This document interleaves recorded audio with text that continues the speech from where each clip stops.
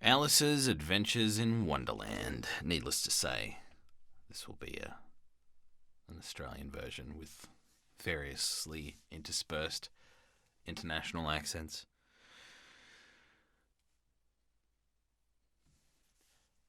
Alice was beginning to get very tired of sitting by her sister on the bank, and of having nothing to do. Once or twice she had peeped into the book her sister was reading, but it had no pictures or conversations in it. And what is the use of a book, thought Alice, without pictures or conversations? So she was considering in her own mind, as well as she could, for the hot day made her feel very sleepy and stupid, whether the pleasure of making a daisy chain would be worth the trouble of getting up and picking the daisies, when suddenly a white rabbit with pink eyes ran close by her. There was nothing so very remarkable in that, nor did Alice think it was so very much out of the way to hear the rabbit say to itself, oh dear, I shall be late." When she thought it over afterwards, it occurred to her that she ought to have wondered at this, but at the time it all seemed quite natural. But when the rabbit actually took a watch out of its waistcoat pocket and looked at it, then hurried on, Alice started to her feet, for it flashed across her mind that she had never before seen a rabbit with either a waistcoat pocket or a watch to take it out of it, and burning with curiosity, she ran across the field after it, and fortunately was just in time to see it pop down a large rabbit hole under the hedge. In another moment down went Alice after it, never once considering how in the world she was going to get out again. The rabbit hole suddenly went straight on like a tunnel for some way, and then dipped suddenly down, so suddenly that Alice had not a moment to think about stopping herself before she found herself falling down a very deep well. Either the well was very deep, or she fell very slowly, for she had plenty of time as she went down to look about her and to wonder what was going to happen next. First, she tried to look down and make out what she was coming to, but it was too dark to see anything. Then she looked at the sides of the well and noticed that they were filled with cupboards and bookshelves. Here and there she saw maps and pictures hung upon pegs. She took down a jar from one of the shelves as she passed. It was labelled Orange Marmalade, but to her great disappointment, it was empty. She did not like to drop the jar for fear of killing somebody, so managed to put it into one of the cupboards as she fell past it. Well, thought Alice to herself, after such a fall as this, I shall think nothing of tumbling downstairs. How brave they'll all think me at home. Why, I wouldn't say anything about it, even if I fell off the top of a house, which was very likely true. Down, down, down would the fall never come to an end. I wonder how many miles I've fallen by this time, she said aloud. I must be getting somewhere near the centre of the earth. Let me see, that would be 4,000 miles down, I think. For you see, Alice had learned several things of this sort in her lessons in the schoolroom, and though this was not a very good opportunity for showing off her knowledge, as there was no one to listen to her, still it was good practice to say it over. Yes, that's about the right distance, but then I wonder what latitude or longitude I've gone to. Alice had no idea what latitude was, or longitude either, but thought they were very nice, grand words to say. Presently she began again. I wonder if I shall fall right through the earth. How funny it'll seem to come out among the people that walk with their heads downward. The antipathies, I think. She was rather glad there was no one listening this time, as it didn't sound at all the right word. But I shall have to ask them what the name of the country is. You know. Please, ma'am, is this New Zealand or Australia? And she tried to curtsy as she spoke. Fancy curtsying as you're falling through the air. Do you think you could manage it? And what an ignorant little girl she'll think me for asking. No, it'll never do to ask. Perhaps I shall see it written down somewhere. Down, down, down. There was nothing else to do, so Alice soon began talking again. Dinah'll miss me very much tonight, I should think." Dinah was the cat. "I hope they'll remember her saucer of milk at tea time. Dinah, my dear, I wish you were down here with me. There are no mice in the air, I'm afraid, but you might catch a bat, and that's very like a mouse, you know. But do cats eat bats, I wonder?" And here Alice began to get rather sleepy, and went on saying to herself in a dreamy sort of way, "Do cats eat bats?" For you see, she couldn't answer either question. It didn't much matter which way she put it. She felt that she was dozing off, and had just begun to dream that she was walking hand in hand with Dinah, and saying to her very earnestly, "Now, Dinah, tell me the truth. Did you ever eat a bat?" When suddenly, thump, thump, thump, down she came upon a heap of sticks and dry leaves, and the fall was over. Alice was not a bit hurt, and she jumped up on her feet in a moment. She looked up, but it was all dark overhead. Before her was another long passage, and the White Rabbit was still in sight, hurrying down it. There was not a moment to be lost. Away went Alice like the wind, and was just in time to hear it say, as it turned a corner, "Oh, my ears and whiskers, how late it's getting!" She was close behind it when she turned the corner, but the rabbit was no longer to be seen. She found herself in a long, low hall, which was lit up by a row of lamps hanging from the roof. There were doors all around the hall, but they were all locked. And when Alice had been all the way down one side and up the other, trying every door, she walked sadly down the middle, wondering how she was ever going to get out again. Suddenly she came upon a three-legged table, all made of solid glass. There was nothing on it except a tiny golden key, and Alice's first thought was that it might belong to one of the doors of the hall. But, alas, either the locks were too large or the key was too small, but at any rate it would not open any of them. However, on the second time round, she came upon a low curtain she had not noticed before, and behind it was a little door about 15 inches high. She tried the little golden key in the lock, and to her great delight, it fitted. Just need to hit my water here.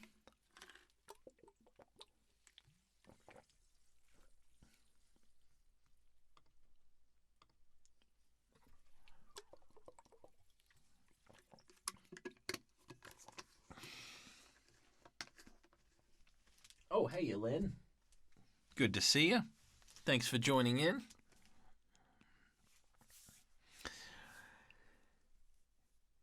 So she tried the little golden key in the lock, and to her great delight, it fitted. Alice opened the door and found that it led into a small passage, not much larger than a rat hole. She knelt down and looked along the passage into the loveliest garden you ever saw. How she longed to get out of that dark hole and wander about among those beds of bright flowers and those cool fountains, but she could not even get her head through the doorway. "And even if my head would go through," thought poor Alice, "it would be of very little use without my shoulders. Oh, how I wish I could shut up like a telescope. I think I could if only I knew how to begin." For you see, so many out-of-the-way things had happened lately that Alice had begun to think that very few things indeed were really possible.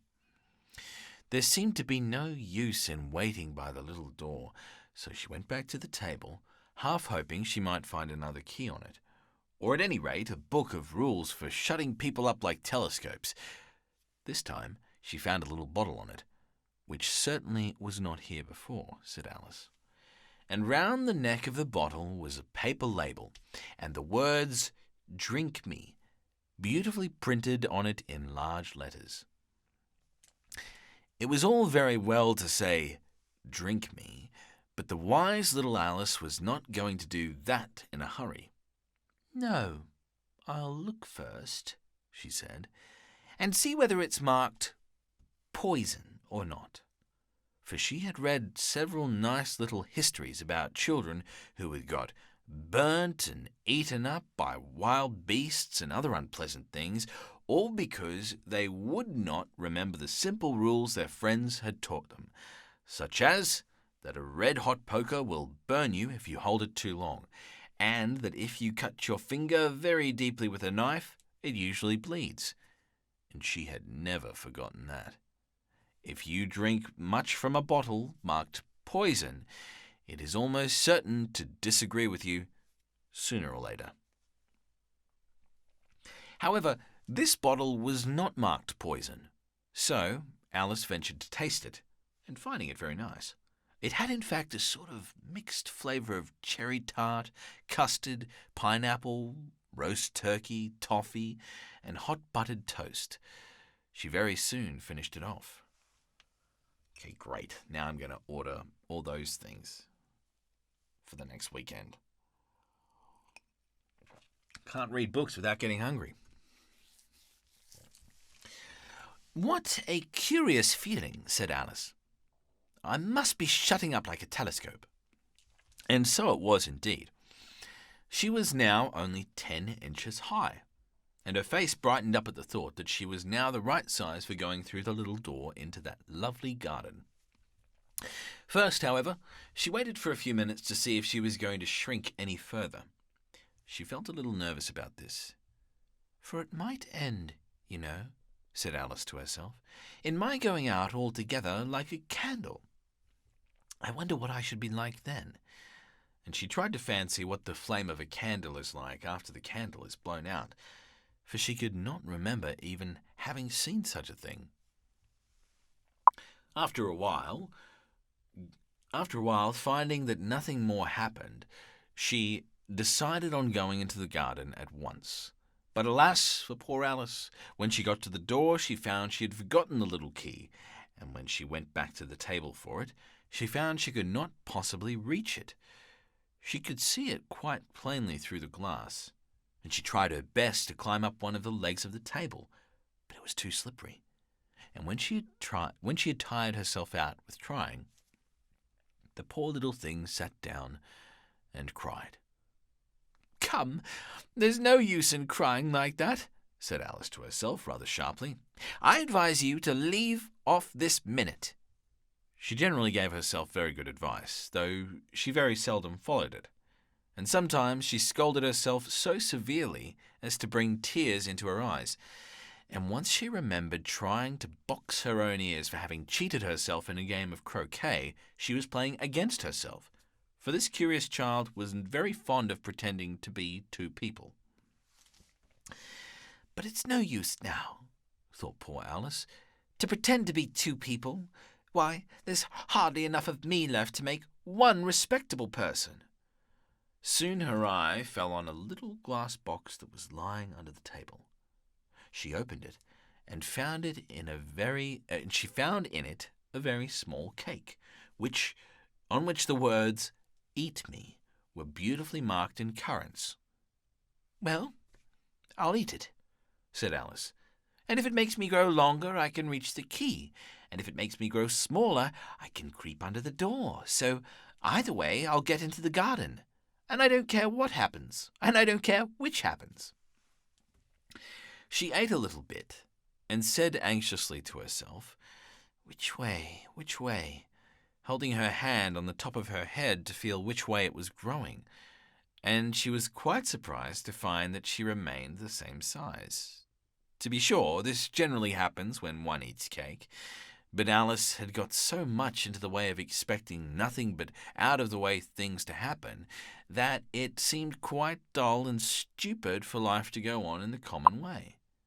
So she set to work and very soon finished off the cake. All right, that's Chapter 1. Chapter 1. Hiya, Frank.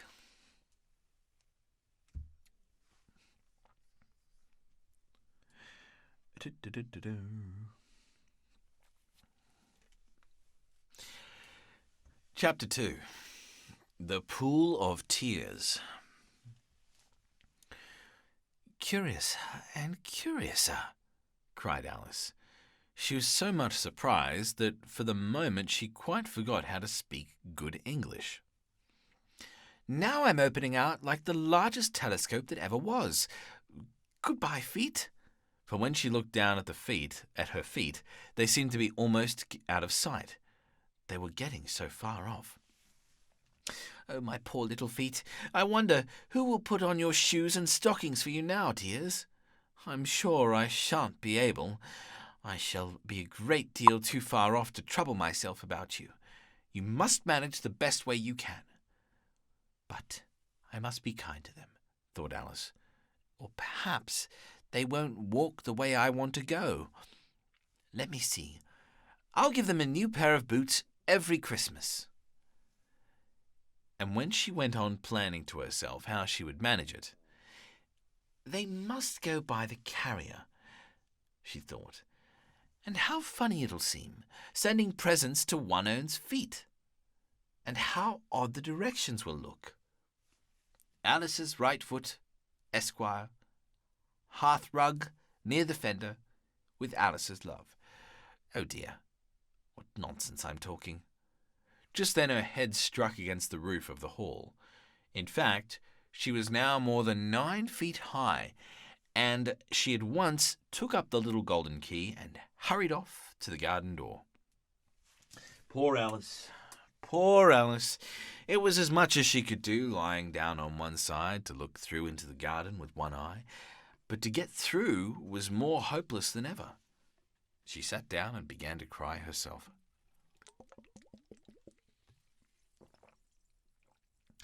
"You ought to be ashamed of yourself," said Alice. "A great girl like you," she might well say this, "to go on crying in this way. Stop this moment, I tell you." But she went on all the same, shedding gallons of tears until there was a large pool all round her, about 4 inches deep and reaching half down the hall.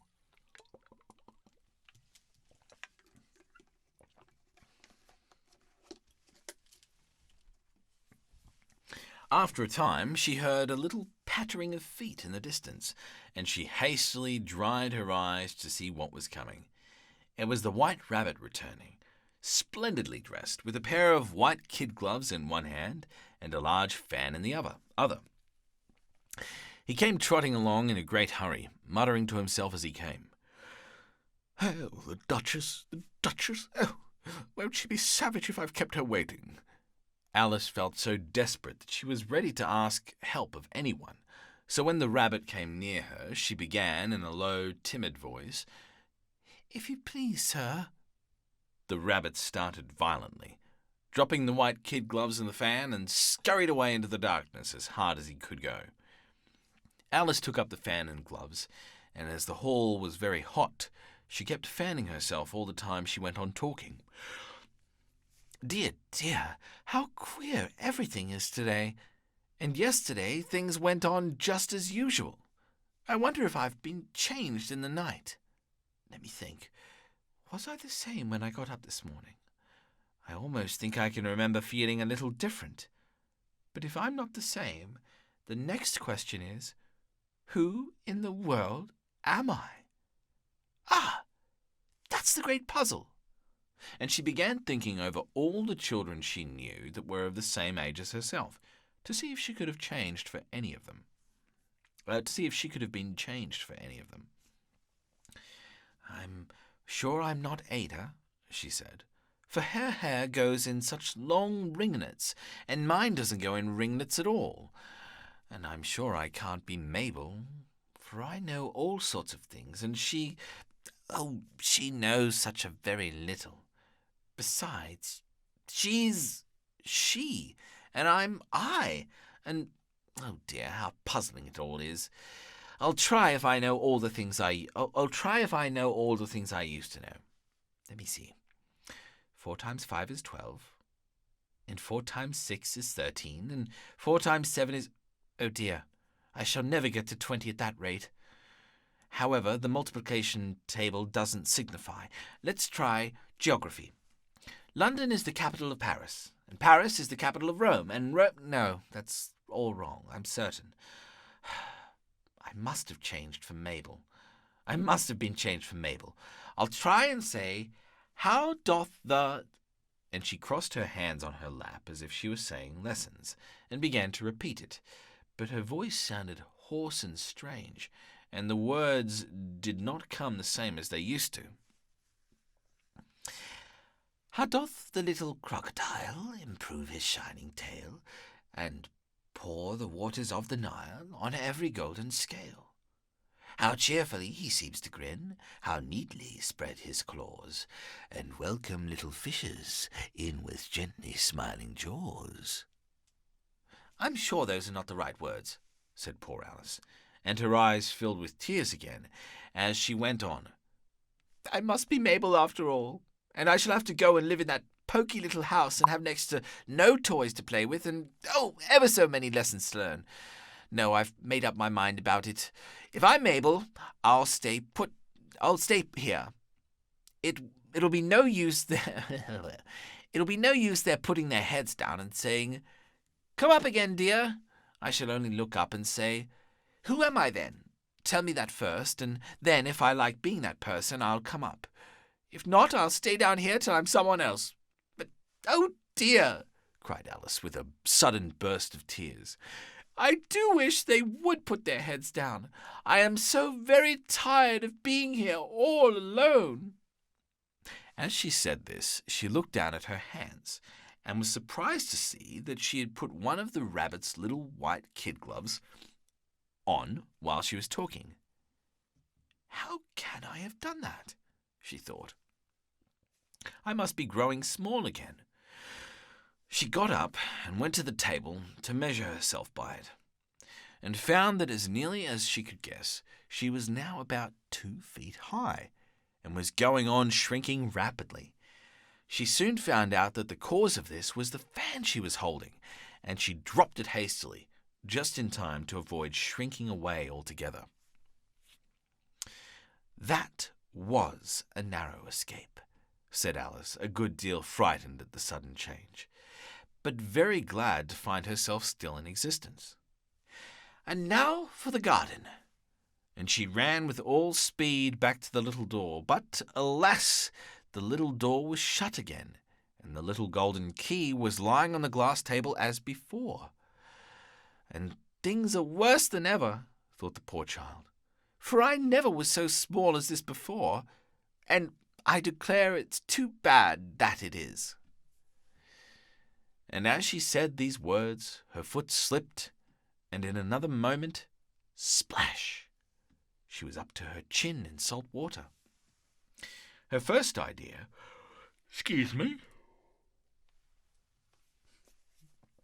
Her first idea was that she had somehow fallen into the sea. And in that case I can go back by railway, she said to herself. Alice had been to the seaside once in her life, and had come to the general conclusion that wherever you go on the English coast, you find a number of bathing machines in the sea, some children digging in the sand with wooden spades, then a row of lodging houses, and behind them a railway station. However, she soon made out that she was in the pool of tears which she had wept when she was 9 feet high. Oh, Alice!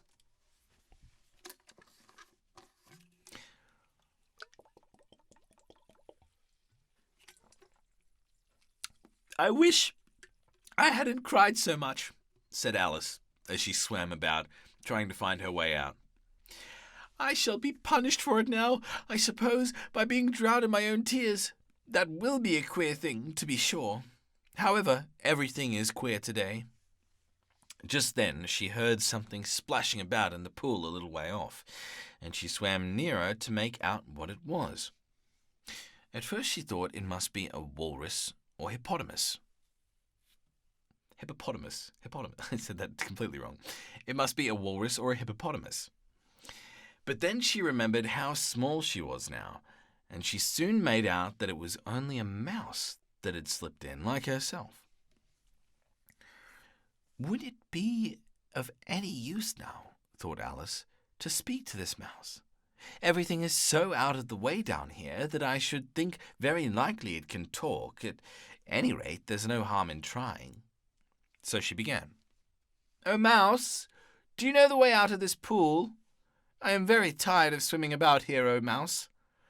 Alice thought this must be the right way of speaking to a mouse. She had never done such a thing before, but she remembered having seen in her brother's Latin grammar, "A mouse of a mouse, to a mouse, oh mouse." The mouse looked at her rather inquisitively, and seemed to her to wink with one of its little eyes, but it said nothing. "Perhaps it doesn't understand English," thought Alice. "I dare say it's a French mouse, come over with William the Conqueror." For with all her knowledge of history, Alice had no very clear notion how long ago anything had happened. So she began again. Où est mon chat?" which was the first sentence in her French lesson book. The mouse gave a sudden leap out of the water and seemed to quiver all over with fright. "Oh, I beg your pardon," cried Alice hastily, afraid that she had hurt the poor animal's feelings. "I quite forgot you didn't like cats." "Not like cats?" cried the mouse in a shrill, passionate voice. "Would you like cats if you were me?" "Well, perhaps not," said Alice in a soothing tone. "Don't be angry about it. And yet I wish I could show you our cat Dinah. I think you'd take a fancy to cats if you could only see her. She is such a dear, quiet thing." Alice went on, half to herself, as she swam lazily about in the pool. "And she sits purring so nicely by the fire, licking her paws and washing her face, and she is such a nice soft thing to nurse, and she's such a capital one for catching mice. Oh, I beg your pardon," cried Alice again, for this time the mouse was bristling all over, and she felt certain it must be really offended. "We won't talk about her any more, if you'd rather not." "We indeed!" cried the mouse, who was trembling down to the end of his tail. "As if I would talk on such a subject. Our family always hated cats. Nasty, low, vulgar things. Don't let me hear the name again." "I won't," said Alice, in a great hurry to change the subject of conversation. Are you fond of dogs?" The mouse did not answer, so Alice went on eagerly. "There is such a nice dog near our house I should like to show you. A little bright-eyed terrier, you know, with oh so long, curly brown hair. And it'll fetch things when you throw them. And it'll sit up and beg for its dinner and all sorts of things. I can't remember half of them. And it belongs to a farmer, you know. And he says it's so useful it's worth £100. He says it kills all the rats and it... Oh dear," cried Alice in a sorrowful tone. "I'm afraid I've offended again." For the mouse was swimming away from her as hard as it could go, and making quite a commotion in the pool as it went. So she called softly after it, "Mouse dear, do come back again, and we won't talk about cats or dogs either, if you don't like them." When the mouse heard this, it turned around and swam slowly back to her. Its face was quite pale, with passion, Alice thought, and it said in a low, trembling voice, "Let us get to the shore, and then I'll tell you my history, and you'll understand why it is I hate cats and dogs." It was high time to go, for the pool was getting quite crowded with the birds and animals that had fallen into it. There were a duck and a dodo, a lory and an eaglet, and several other curious creatures. Alice led the way, and the whole party swam to the shore. That's chapter 3. Sorry, it's chapter 2. We're up to chapter 3.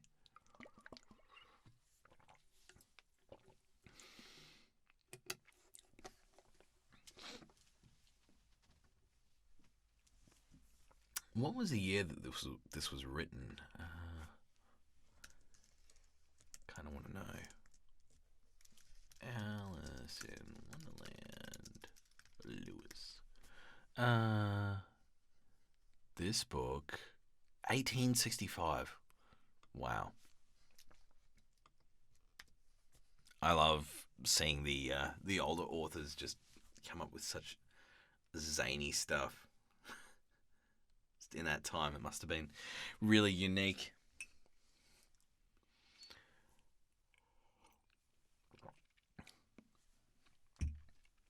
Oh, y'all doing okay there?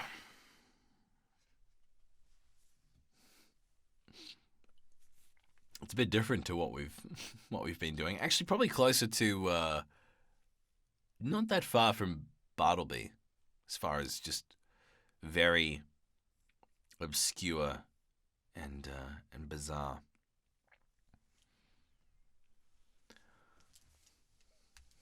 All right. Chapter 3.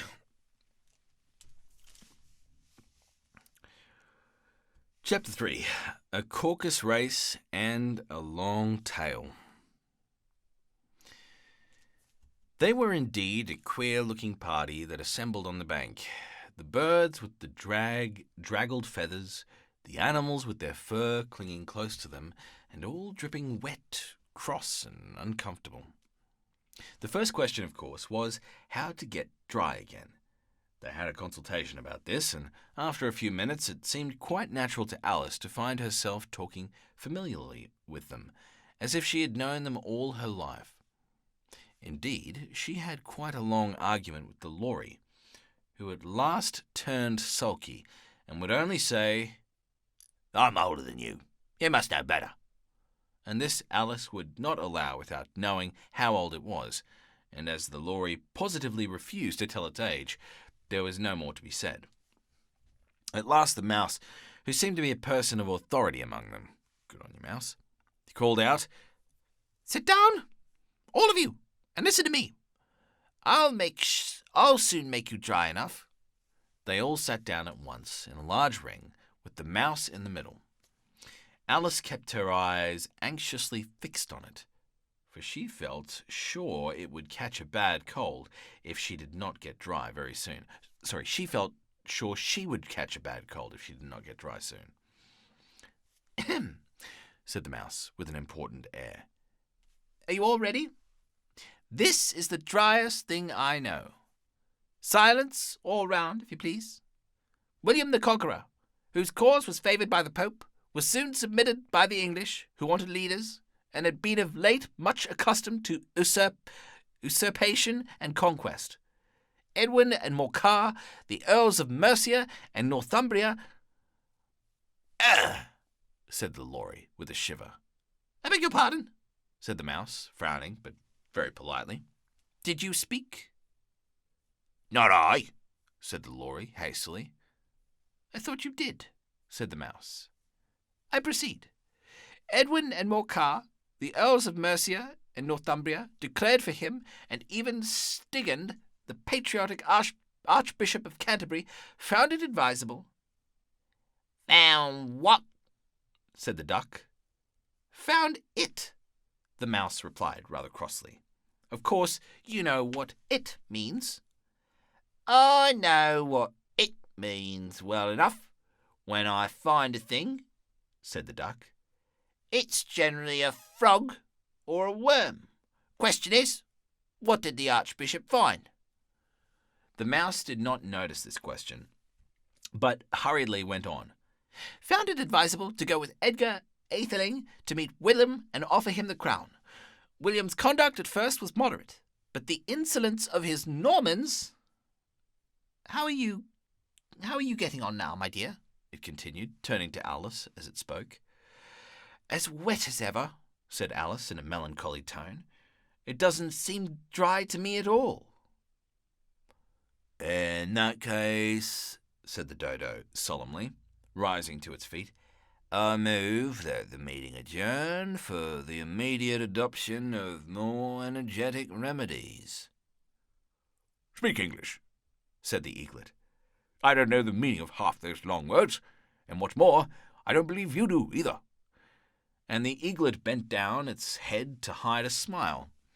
Some of the other birds tittered audibly. What I was going to say, said the Dodo in an offended tone, was that the best thing to get us dry would be a caucus race. What is a caucus race? Said Alice. Not that she wanted much to know, but the Dodo had paused as if it thought that somebody ought to speak, and no one else seemed inclined to say anything. Why, said the Dodo, the best way to explain is to do it. And as you might like to try the thing yourself some winter day, I will tell you how the Dodo managed it. Take note, everyone. First, it marked out a race course in a sort of circle. The exact shape doesn't matter, it said.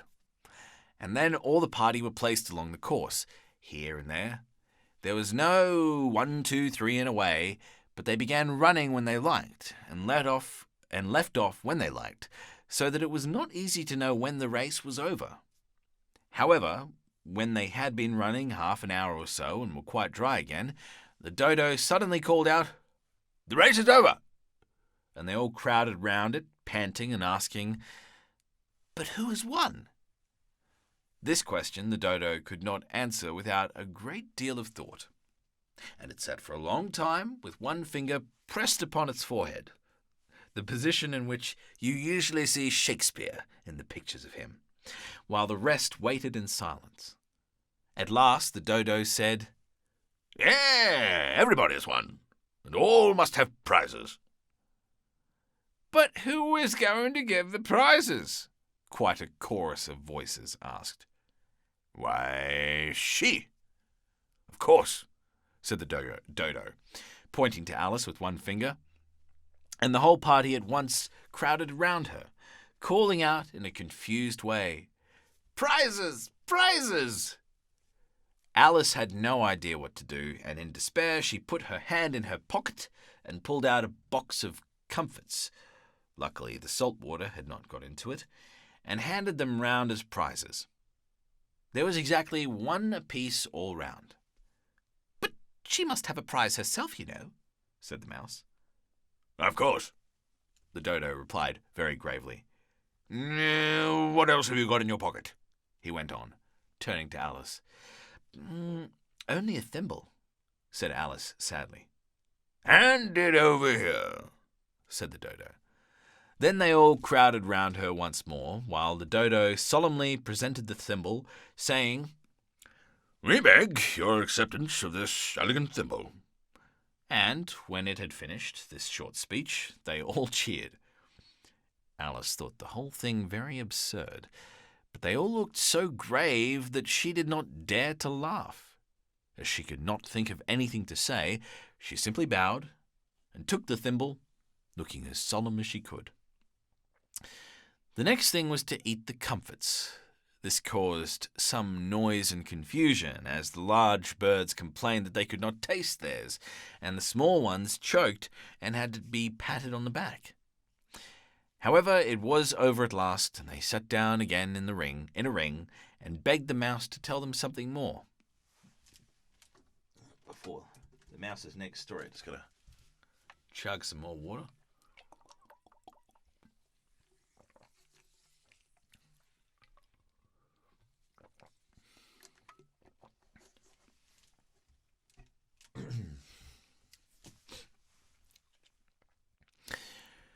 "You promised to tell me your history, you know," said Alice, "and why it is you hate C and D," she added in a whisper, half afraid that it would be offended again. "Mine is a long and sad tale," said the Mouse, turning to Alice and sighing. "It is a long tale, certainly," said Alice, looking down with wonder at the Mouse's tail. "But why do you call it sad?"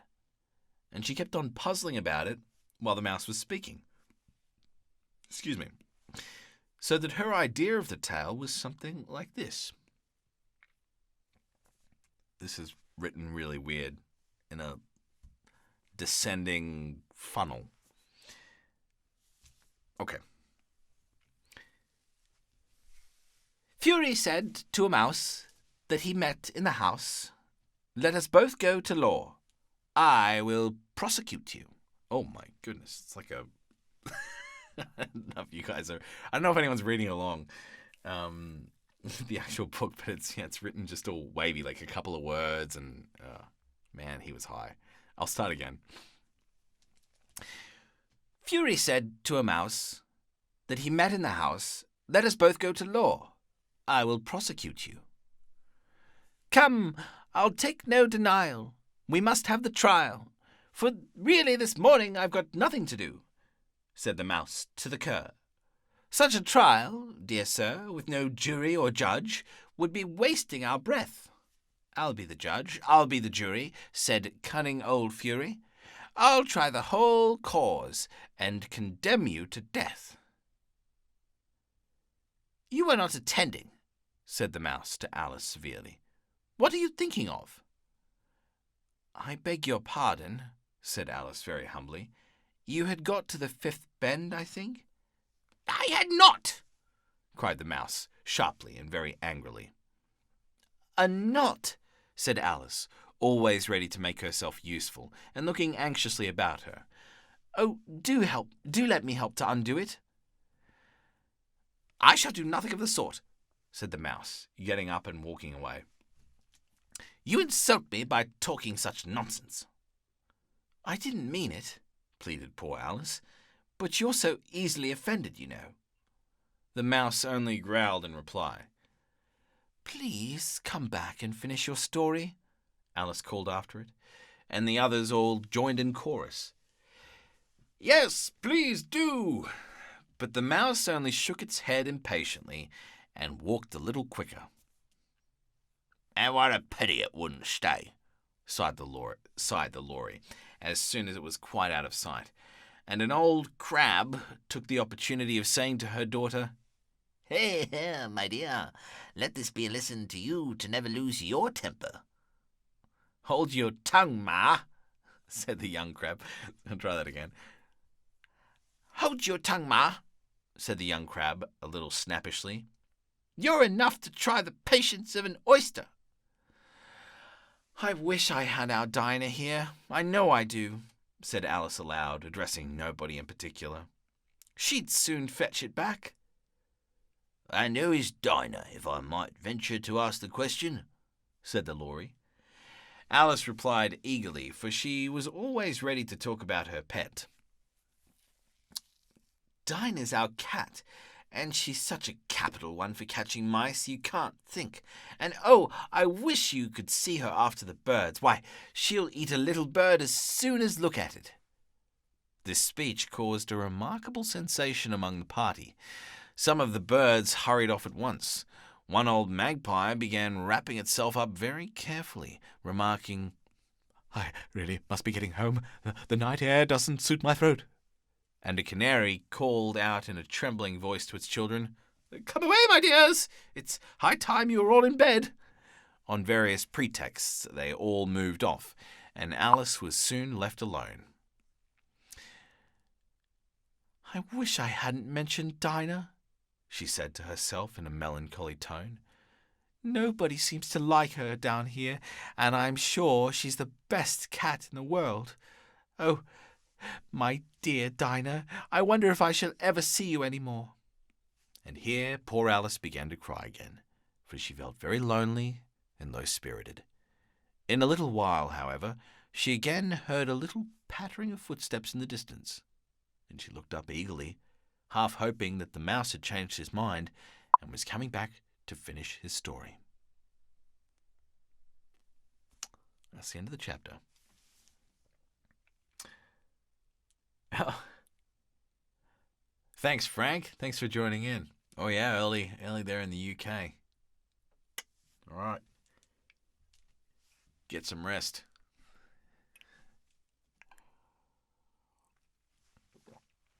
That's cool. We have attendance as far as across the pond. Well, multiple ponds, really.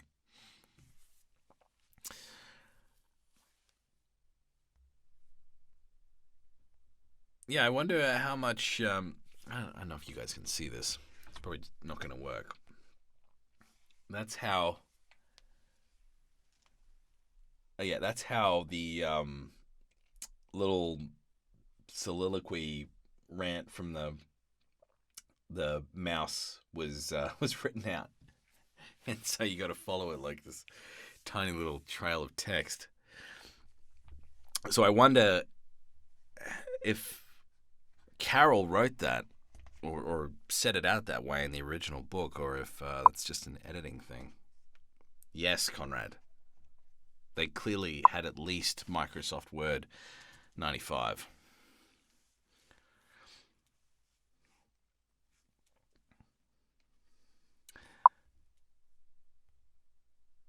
Yeah, that is right, John. Very awkward.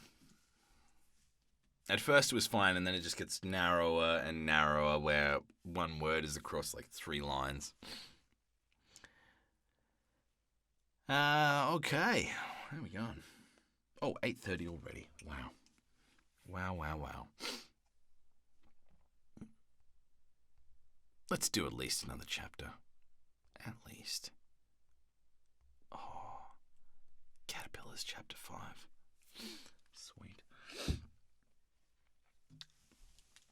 Okay, chapter 4. The rabbit sends in a little bill. It was the white rabbit, trotting slowly back again and looking anxiously about as it went, as if it had lost something, and she heard it muttering to itself. The Duchess, oh my dear paws, oh my fur and whiskers, she'll get me executed, as sure as ferrets are ferrets. Where can I have dropped them, I wonder? Alice guessed in a moment that it was looking for the fan and the pair of white kid gloves, and she very good-naturedly began hunting about for them. But they were nowhere to be seen. Everything seemed to have changed since her swim in the pool, and the great hall with the glass table and the little door had vanished completely. Very soon the rabbit noticed Alice as she went hunting about and called out to her in an angry tone. "Why, Marianne, what are you doing here? Run home this instant and fetch me a pair of gloves and a fan. Quick now." And Alice was so much frightened that she ran off at once in the direction it had pointed to, without trying to explain the mistake it had made. He took me for his housemaid, she said to herself as she ran. How surprised he'll be when he finds out who I am. But I'd better take him his fan and gloves, that is, if I can find them. As she said this, she came upon a neat little house, on the door of which was a bright brass plate with the name W. Rabbit engraved upon it. She went in without knocking and hurried upstairs, in great fear lest she should meet the real Marianne and be turned out of the house before she found the fan and gloves. How queer it seems, Alice said to herself, to be going messages for a rabbit. I suppose Dinah will be sending me on messages next. And she began fancying the sort of thing that would happen. Miss Alice, come here directly and get ready for your walk. Coming in a minute, nurse. But I've got to see that the mouse doesn't get out. Only I don't think, Alice went on, that they'd let Dinah stop in the house if it began ordering people about like that.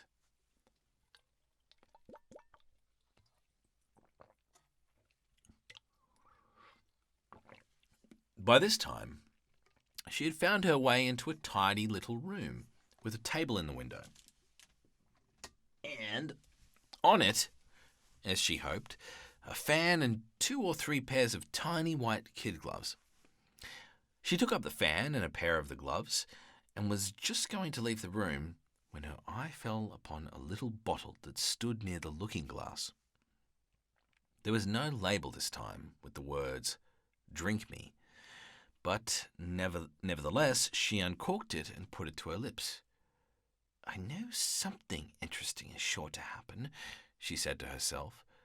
Whenever I eat or drink anything, I know something interesting is sure to happen, she said to herself, whenever I eat or drink anything.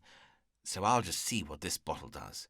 I do hope it'll make me grow large again, for really I'm quite tired of being such a tiny little thing." It did so indeed, and much sooner than she had expected. Before she had drunk half the bottle, she found her head pressing against the ceiling, and had to stoop to save her neck from being broken. She hastily put down the bottle, saying to herself, "That's quite enough. I hope I shan't grow any more. As it is, I can't get out the door. I do wish I hadn't drunk quite so much." Alas, it was too late to wish that. She went on growing, and very soon had to kneel down on the floor.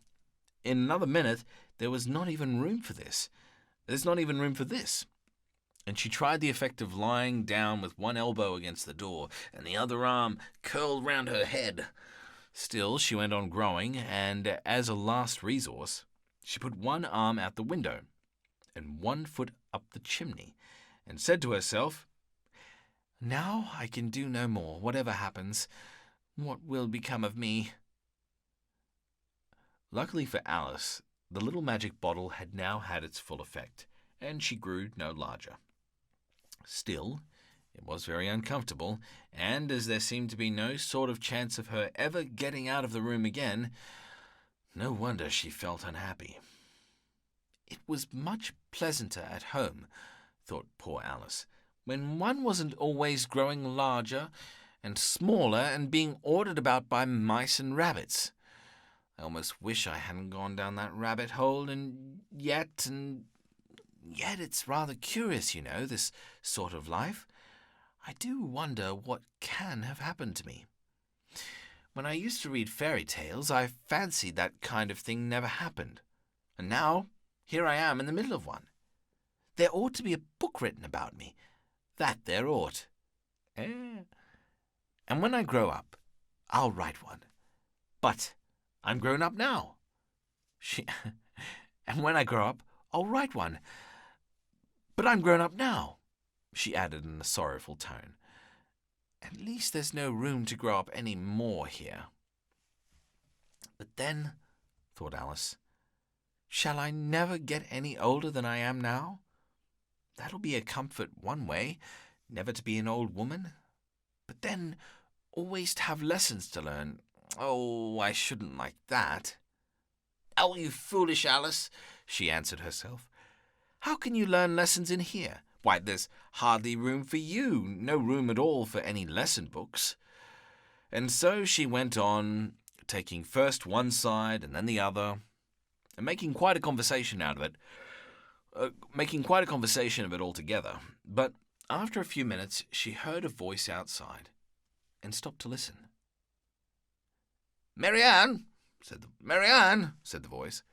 "Fetch me my gloves this instant." Then came a little pattering of feet on the stairs. Alice knew it was the rabbit coming to look for her, and she trembled till she shook the house, quite forgetting that she was now about 1,000 times as large as the rabbit, and had no reason to be afraid of it. Presently, the rabbit came up to the door, and tried to open it, but as the door opened inwards, and Alice's elbow was pressed hard against it, that attempt proved a failure. Alice heard it say to itself, "Then I'll go round and get in at that window." "That you won't," thought Alice, and after waiting till she fancied she heard the rabbit just under the window, she suddenly spread out her hand and made a snatch in the air.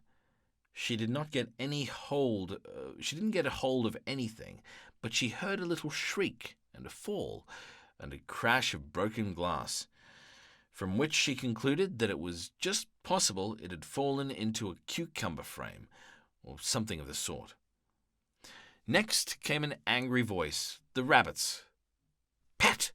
Pet! Where are you?" And then a voice she had never heard before. "So then, I'm here digging for apples, your honour." "Digging for apples, indeed," said the rabbit angrily. "Here, come and help me out of this." Sounds of more broken glass. "Now tell me, Pat, what's that in the window?" Sure, it's an arm, Your Honour. He pronounced it Arum. Sure, it's an Arum, Your Honour. He pronounced it Arum. An arm, you goose? Who ever saw one that size? Why, it fits the whole window. Sure it does, Your Honour, but it's an arum for all that. I was probably surprisingly close, just randomly picking an accent for that guy. Arum, yeah, sure it does, Your Honour, but it's an arum for all that. Well, it's got no business there. At any rate, go and take it away. There was a long silence after this, and Alice could only hear whispers now and then, such as, Sure, I don't like it, Your Honour, at all, at all. Do as I tell you, you coward. And at last she spread out her hand again and made another snatch in the air. This time there were 2 little shrieks and more sounds of broken glass. What a number of cucumber frames there must be, thought Alice. I wonder what they'll do next. As for pulling me out of the window, I only wish they could. I'm sure I don't want to stay in here any longer. She waited for some time without hearing anything more. At last came a rumbling of little cartwheels and the sound of a good many voices all talking together. She made out the words. Where's the other ladder? Why, I hadn't to bring one. Bill's got the other. Bill, fetch it here, lad. Here, put 'em up at this corner. No, time together first. They don't reach half high enough yet. Oh, they'll do well enough. Don't be particular. Here, Bill, catch hold of this rope. Will the roof bear? Mind that loose slate. Oh, it's coming down. Heads below. A loud crash. Ah, now who did that? It was Bill, I fancy. Who's to go down the chimney? Nay, I shan't. You do it. That I won't, then. Bill's to go down. Here, Bill, the master says you're to go down the chimney. Oh, so Bill's got to come down the chimney, has he? Said Alice to herself. In case it wasn't clear, there's like 20 people just arguing there. So Bill's got to come down the chimney, has he? Said Alice to herself. Shy, they seem to put everything upon Bill. I wouldn't be in Bill's place for a good deal.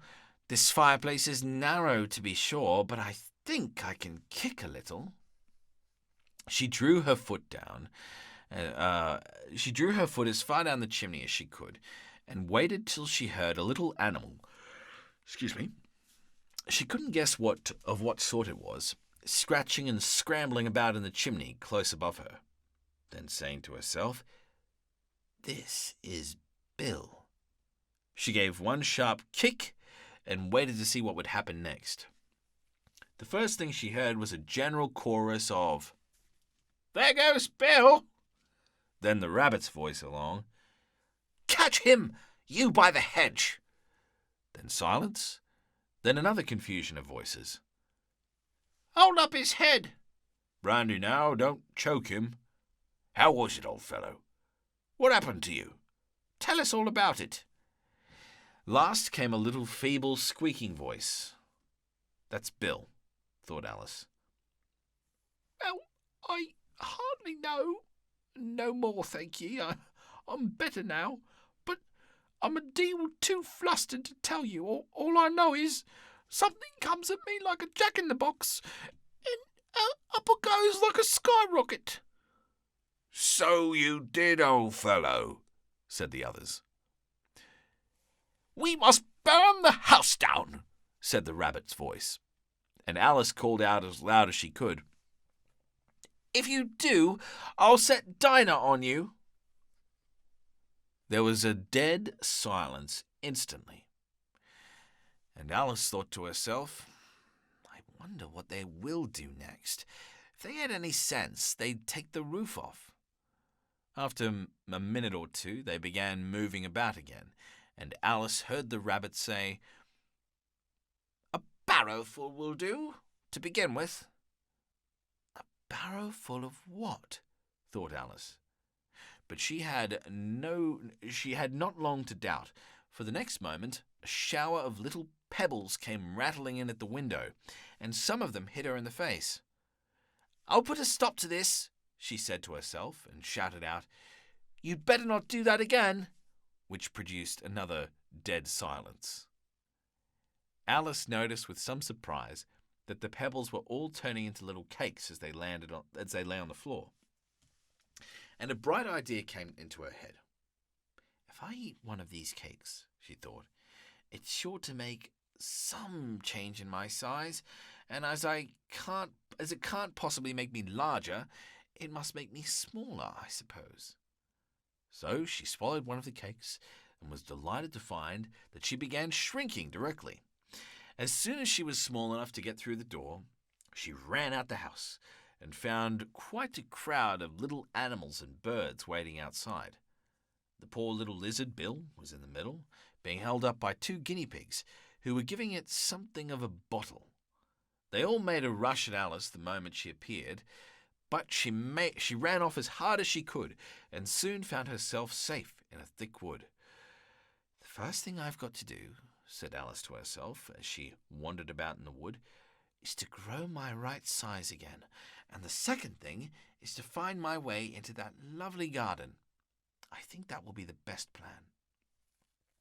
It sounded like an excellent plan, no doubt, and was very neat and simply arranged.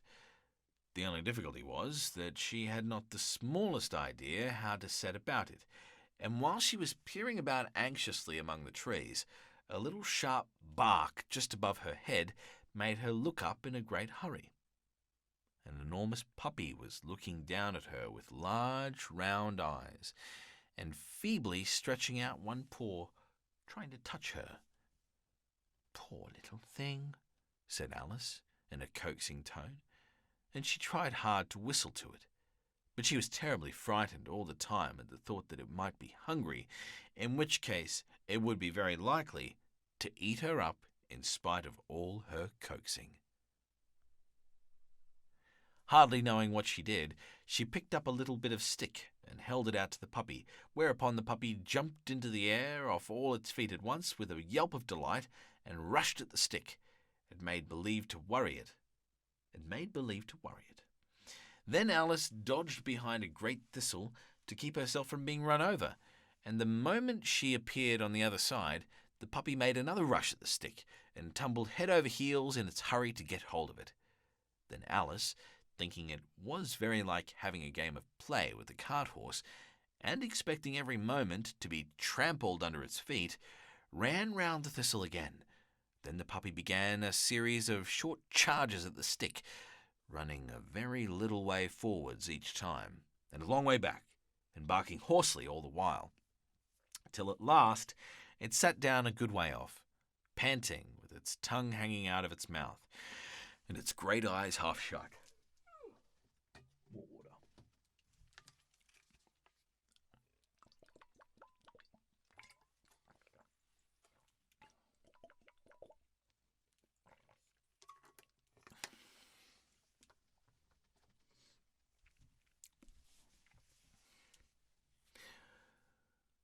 This seemed to Alice a good opportunity for making her escape. So she set off at once and ran till she was quite tired and out of breath, until the puppy's bark sounded quite faint in the distance. "And yet, what a dear little puppy it was," said Alice, as she leant against a buttercup to rest herself, and fanned herself with one of the leaves. "I should have liked teaching it tricks very much, if only I'd been the right size to do it. Oh dear, I'd nearly forgotten that I'd got to grow again. Let me see. How is it to be managed? I suppose I ought to eat or drink something or other, but the great question is, what?" The great question certainly was what. Alice looked all around her at the flowers and the blades of grass, but she did not see anything that looked like the right thing to eat or drink under the circumstances. There was a large mushroom growing near her, about the same height as herself, and when she had looked under it and on both sides of it and behind it, it occurred to her that she might as well look and see what was on top of it. She stretched herself up on tiptoe and peeped over the edge of the mushroom, and her eyes immediately met those of a large caterpillar that was sitting on the top with its arms folded, quietly smoking a long hookah and taking not the smallest notice of her or of anything else. That is chapter 5, and I'll leave it there for the night.